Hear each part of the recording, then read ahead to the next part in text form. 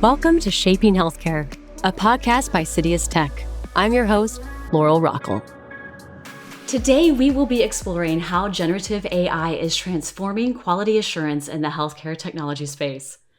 While Gen AI is gaining traction across healthcare, its impact on quality assurance introduces both opportunities and challenges for teams working to keep pace. Today, I am joined by Gaurav Shrimal, Assistant Vice President, Quality and Validation at CitiusTech, and Kanika Pandey, Vice President of Global Sales at Loadmill, to discuss what this transition means, share their real-world experiences, and look ahead to future developments. Gaurav and Kanika, welcome to the podcast. Thank you, Laurel. Thanks for your time today. Thank you for having me, Lauren. It's such a pleasure, and thank you for your time in being here, because we've got a lot of great things to talk about in this space with generative AI. I would say that it's gone beyond the buzz, beyond the hype, and would even go so far as to say it's transforming many parts of healthcare, and from clinical decision support to patient engagement. But when we're looking at QA, what does that really mean for QA and testing within the healthcare technology space, Gaurav? Laurel, a very, very good question. I would say, and I would look at it in two parts, right? So one is usage of Gen AI across the testing lifecycle, and another is actually testing the Gen AI based applications. Very different topics, and QAs have to start addressing both the areas very differently. So while your Gen AI can expedite the overall process across the entire software testing lifecycle, but when they start testing the applications that are built using Gen AI, they have to address various other aspects in addition to functional and non-functional testing that they typically carry out, right?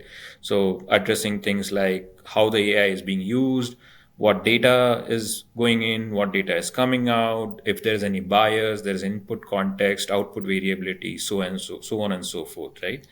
So overall, if you see, usage of Gen AI is going to impact the QA community in multiple ways. Kanika, any thoughts from your side? Yeah, I absolutely agree with you, Gaurav. And working for a native AI company and supporting lots of health tech customers moving to generative AI in QA, I kind of feel that we are at a influx point. You know, a lot of the things that QA teams did before, they know they don't want to do anymore, you know, whether it is test case creation, test script generation, test maintenance. So they're rethinking about everything. And I'll give you an example. Think of something like Carbon Health in US. Their goal as a hybrid patient system where they not only have online patients, but also those that go to a hospital, it's really important for them to ensure that their experience is seamless across many touch points. And to be able to deliver that seamless experience across multiple touch points from a quality engineering perspective today cannot be done manually. You cannot depend on flaky tests or brittle scripts that break, because you have to deliver that kind of experience. And it's a no-brainer today. I feel, Gaurav, that engineering teams would question quality assurance teams on why they are not exploring smarter options using generative AI. Kanika, you mentioned that you feel like there's like an influx point, that there's this critical moment here. Why is now such a critical moment for QA leaders and practitioners to begin to think differently about AI? Yeah, so if you see the rise of generative AI coding tools, because a lot of times trends impact the overall engineering life cycle, and the adoption of coding assistants starting from Copilot in the last 2 years to something like Cursor and Devin and Factory.io, which have exponentially grown in the last 18 months, like not just from a valuation perspective, but also from an adoption perspective. There are so many companies today just getting their developers to use coding assistants. So what do you think is going to happen if the developers are going to use coding assistants to code things 45 to 50% faster?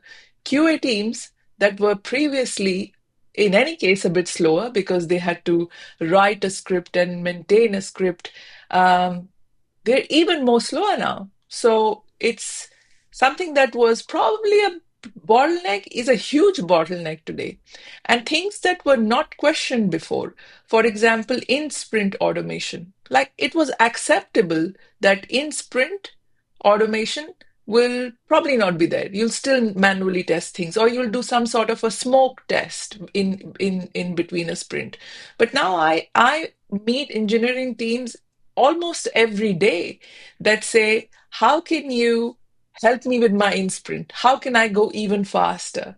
So I think it's the development teams moving fast that has made that happen. Gaurav, would you agree with that, or do you think there are other factors? No, I think I completely agree with you, Kanika, on this one.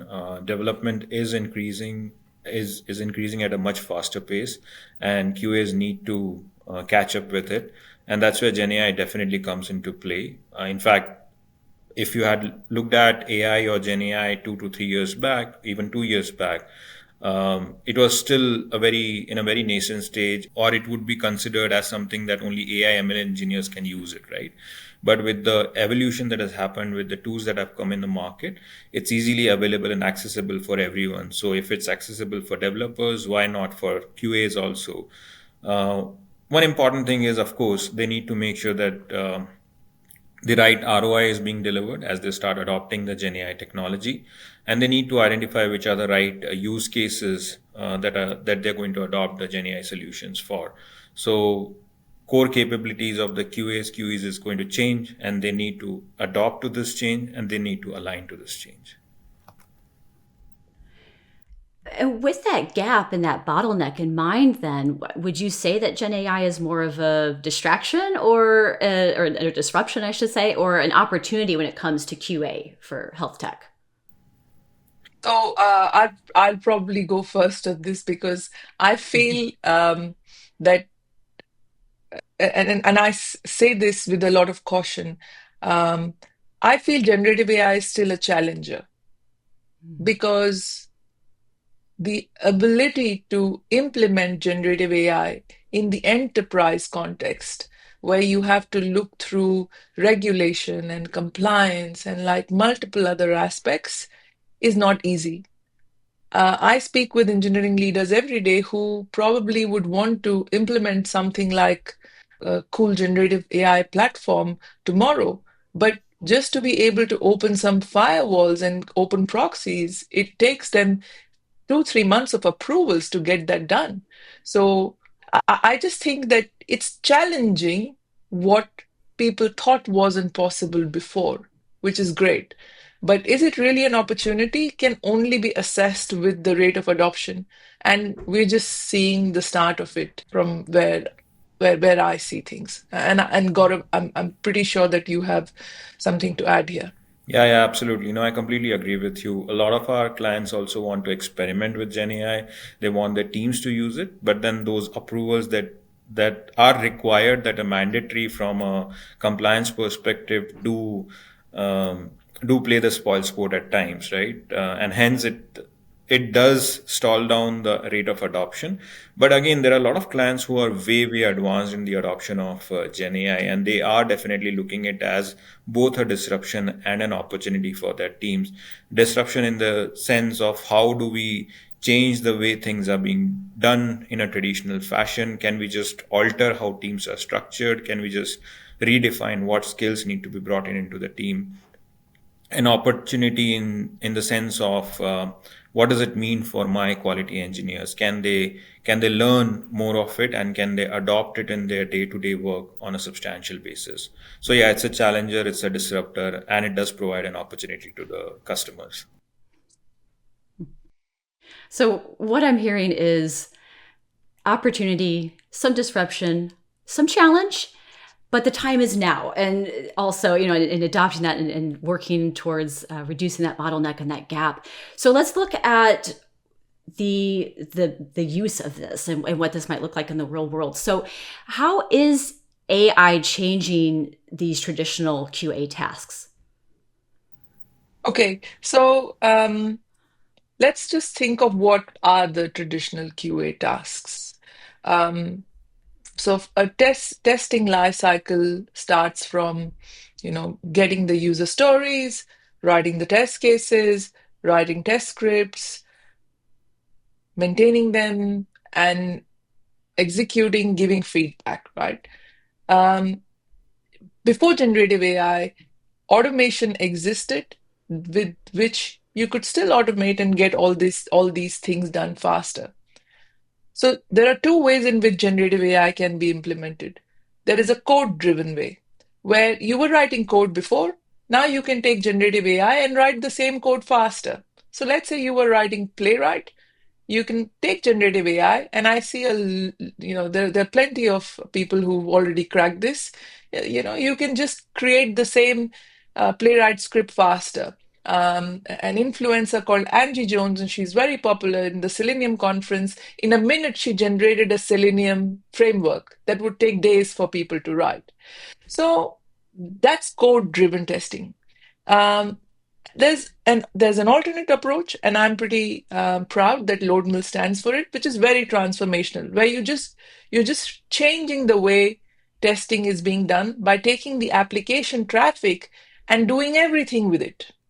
And that's another opportunity. So, but what is getting changed fundamentally is this process, Laurel.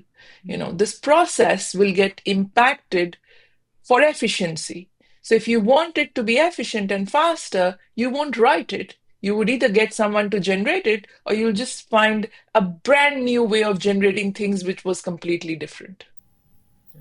That's an interesting one, Kanika. And you did cover two critical ones there: code-based generation and how do you generate frameworks, how do you generate test cases and all, right? So the way I look at it, Laurel, is there were a lot of mundane tasks that exist across the software testing lifecycle. How can QA engineers actually use Gen AI to eliminate or automate those tasks? And then they start spending effort on more valuable tasks that they like finding the real defects or identifying or understanding the applications from a domain perspective and testing it from a real domain perspective, right? That's where the maximum effort will go in, and that's what is going to change as Gen AI becomes inherent and part of the overall testing lifecycle. Yeah, certainly increasing that productivity and making things more efficient to move Yeah. forward quicker and And and reduce any lag time between these teams now with QA. And when we're looking, you mentioned the increased efficiency and productivity, but what are maybe some other benefits or challenges with that when teams are working to now embed AI within their workflows? Where are some of these hangups and or even some benefits too that are coming out of it too? I'm glad that you asked that question, Laurel, because while benefits are many and more, right? But we also need to be cautious about the challenges. So one of the challenges that we did highlight earlier is adoption. It's been a little challenging because people still think it might not solve the problem, or they might end up spending more time when they start using Gen AI and they have to review the outcome that is being generated by Gen AI. But till you don't experiment, you don't know what exactly is going to happen, right? The other challenge that I'm seeing, and everyone thinks it's a magic wand, it'll solve every problem across the testing life cycle. I've heard questions like, okay, so I can do automation with using Gen AI, which is not necessarily the case. It's actually, so you still had testers who were writing test cases, who were creating automation scripts, but you needed automation tools to execute those automation scripts. That still exists. The task which was being done by a tester to actually write test cases and create the automation scripts or automation frameworks, that can definitely be automated using Gen AI. But the actual execution, you still need a tool to make that happen, right? So I think it's very important for people to understand the difference in where Gen AI can be used and where it cannot be used, and where you still need to use it in augmentation to another automation tool or framework that exists in the market. Not sure, Kanika, if you have had a different experience with your clients. No, I completely agree. In fact, I laughed about a few things you said because it resonated so well.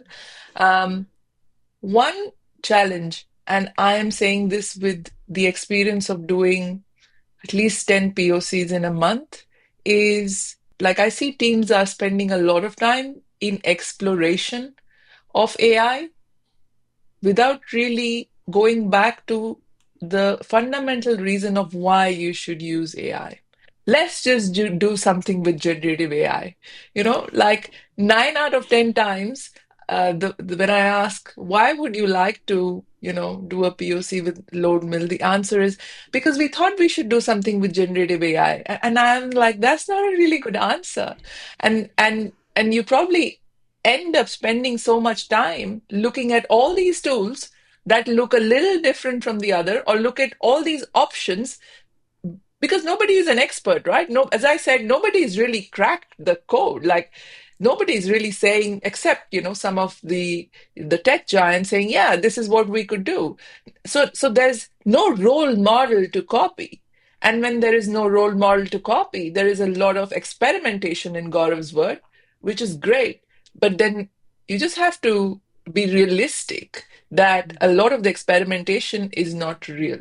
So the challenge is that we don't have really like very clear success stories yet on what is the art of possible, and that kind of makes things still very exploratory. Yeah, and in such explorations, there are engineering teams that let go of QA teams thinking, yeah, let's explore that as well. You know, let's just not have QA anymore and maybe AI will figure it out. So, like, I have seen all sorts of experimentations happening. So, I hope that some sense prevails and these experiments get to some reality. Yes, it sounds like organizations going in with a purpose and their reason, their why, as to why they would want to use something like that in the first place. What do you want to get out of it? What is the end goal for your organization to use it, instead of just throwing it at the wall and seeing what sticks, as they say. So I guess, like, with that in mind, I know you said there weren't that many real world use cases yet. Like, things are still new. I am interested to hear, though, if there have been some interesting trends, or maybe some interesting adoption journey stories that either of you have. Gaurav, do you have anything like that? Yeah, sure. So again, most of the quality engineers or QA organizations, they're looking at code assist tools as the first thing to get into, right? And use it as part of their software testing lifecycle. And that's where the adoption has been the highest. So one, it's very easy to use, it's very easy to understand, it's very easy to integrate into the IDEs. So QAs can easily start using it, right? And they use the chat to identify what kind of testing types have to be done, what test cases have to be generated, what automation scripts have to be created, what kind of automation frameworks have to be generated out of it, right? And that's where we've seen the largest adoption. But I've also seen some very advanced teams using it for predictive analytics, identifying what kind of defects will come. Of course, the solutions are little on at the nascent stage at this point of time, but I've seen QAs experimenting with it, feeding in the historical data, trying to identify what kind of patterns emerge and how can they actually use it for their future requirements, or even for fixing the test scripts or the test data or the test environment that comes into picture. Right? Those are some of the things that I've observed. Kanika, you've seen anything Yeah, interesting? I'll I'll try to give two use cases that are different from what you've said because you've of course picked like the hot ones. Um, One thing that Loadmill does, and that's why we see it very often, is we feel that a lot of the generative AI options, code assist options, still surface at the UI layer.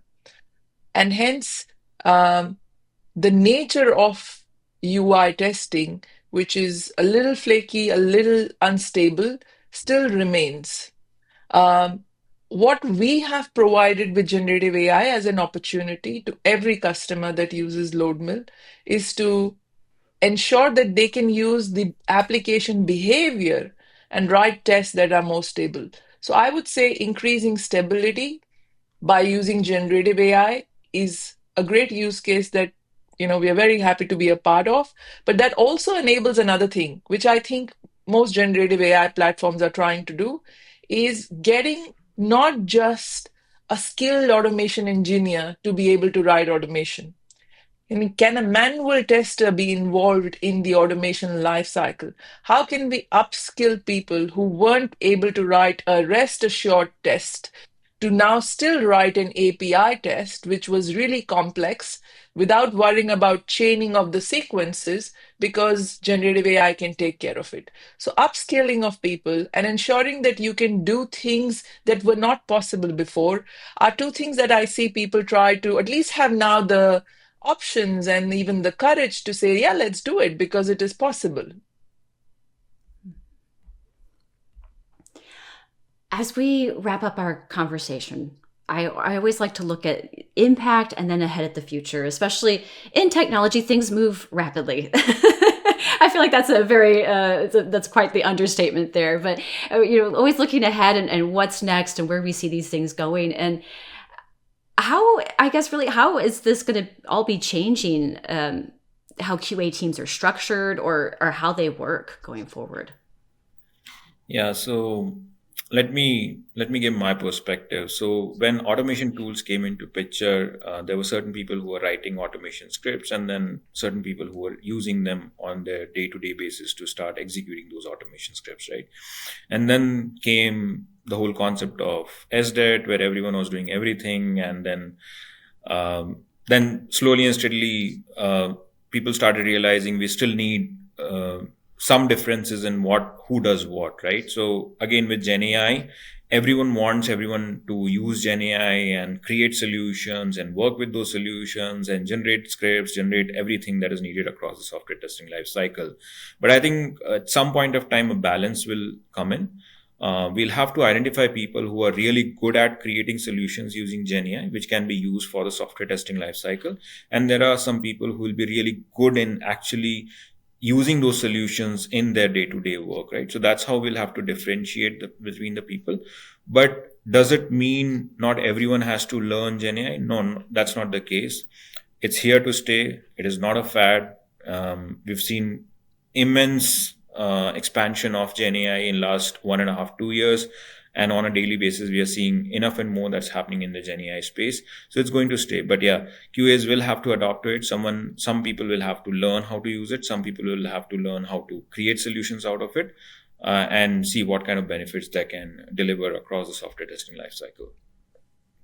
Mm-hmm. Absolutely. You mentioned having these new skills and being able to grow with this technology as it's always changing. What will be some of those new skills that are most important in order to stay relevant and stay up to date with this? Kanika, you want to take this? Yeah, absolutely. I think to start with, I would hope that QA engineers really quickly get over the fact that generative AI is going to go away. Firstly, they have to start loving the impact it has. There are multiple resources that are available, and I don't need to talk about one. One is you can go to Copilot or ChatGPT, and they will tell you all the resources that are available. But I think the intrinsic curiosity is the most important skill that a QA engineer needs to have. And because, I was going to come to this podcast and we were thinking as a company on what is it that we can give to people who will watch this podcast. I'll send a link for a Loadmill learner license, which we have introduced, where they can log in, they can, without any charges for a month, just learn how to use AI in their testing. And that's something that we would love to give to the community as a part of this. And I fundamentally believe that if we get more people to just love how their work changes with AI, that is going to change the perspective. Not one tool, not one success story. Like if everyone really believes that this is making us productive, it will change the game. Absolutely. That's an excellent point to make. Being intrinsically curious about where it can go and being excited about it as opposed to being like, okay, hopefully this goes away, because it's not, as you both mentioned. And I think as we've seen, generative AI is certainly here and understanding what you can do with it. And that's very kind to offer some learning courses from Loadmill. So thank you. And I guess I'd just like to wrap it up then with, what sort of advice do you have for managing the change and upskilling teams during this transition? What sort of advice do you have for QA managers? Gaurav, anything from you? Yeah, so I think embrace GenAI. Don't just go theoretical on it. Till you have not experimented with it, you really don't know what it can deliver for you for the use cases that you have, right? So it's more, so while you can learn through the courses, you can read articles, you can read blogs, posts, everything, but experiment with it, get your hands dirty, and that's going to give you the real value of how GenAI can be used. Actually, Gaurav said exactly what I was going to say. And for anyone viewing this, we haven't written a script that we shared with each other. I fundamentally believe that a successful QA manager, because I meet many in today's world, is not going to be the one that manages just people, which is a great skill to have, but is the one who gets his or her hand dirty to see what's the experiment, where's the opportunity, can really talk about generative AI, not just from concepts of productivity and efficiency, but really get down into that level of detail. Like, I can see so much of a difference today between a QA manager that has played with it and who's just talking at like a bookish level, at a really high level, that it's evident. So I think this is going to become the new superpower. Like, have you really experimented with something? That is excellent advice, and great that you both agree on that same thing. It goes to show how important that is in what you're doing. Thank you both very much for bringing your expertise, bringing your passion for what you do. Kanika, thank you for the offer of the learning license. We'll have that linked in our show notes for our listeners who are interested in that to check that out. Gaurav, Kanika, thank you so much for being here and for your time today. Thank you, Laura. Yeah, thank you for having us. My pleasure. Thank you.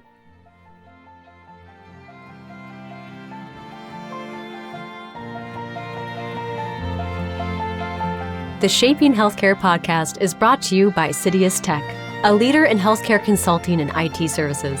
To find out more about CitiusTech, visit CitiusTech.com. To listen to more interesting insights on healthcare technology and innovations, search and subscribe to the Shaping Healthcare podcast.